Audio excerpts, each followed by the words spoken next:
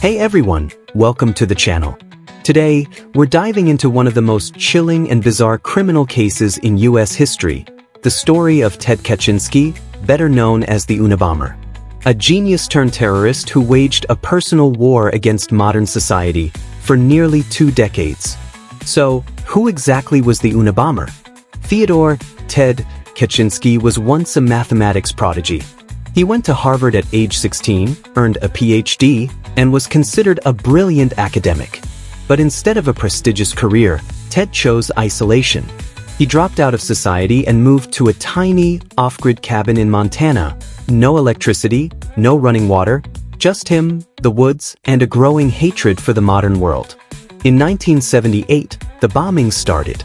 Kaczynski began mailing homemade explosives to people he believed were contributing to the destruction of human freedom: university professors, airline executives, scientists. The FBI gave him the codename UNABOMB, short for University and Airline Bomber, and that's where the nickname UNABOMBER came from. Over the years, he carried out 16 bombings, killing 3 people and injuring 23 others, some of them permanently. His bombs were carefully crafted with wood, metal, and wires, often built so precisely they left no fingerprints, no traces, no clues. It was one of the most intense investigations in FBI history. But why did he do it? Kaczynski believed that technology and industrialization were destroying not just the environment, but also human freedom.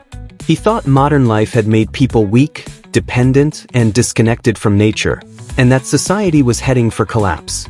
His goal? To spark a revolution, to wake people up and push back against the technological society. In 1995, Kaczynski made a chilling offer.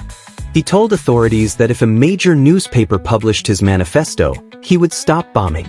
The FBI, desperate for leads, agreed, and the Washington Post published the full 35,000-word essay titled "Industrial Society and Its Future."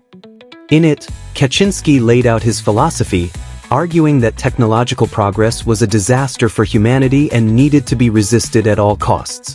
But the real break came when someone read the manifesto and recognized the writing.